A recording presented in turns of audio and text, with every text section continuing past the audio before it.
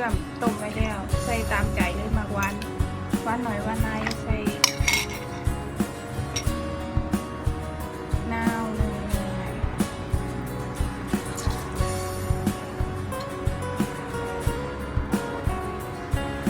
บีบลงไป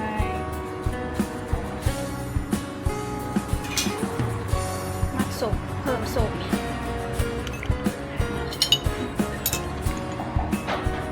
ไปเลย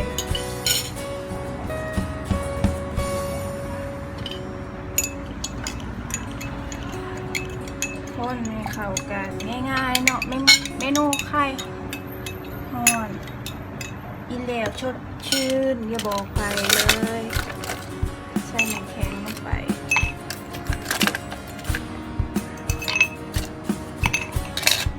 ทีเด็ดโซดา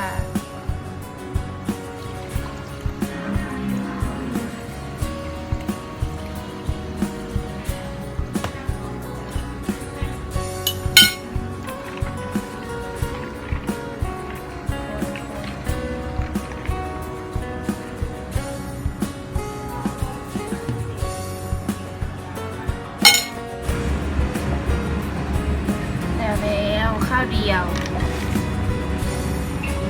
สับซ่า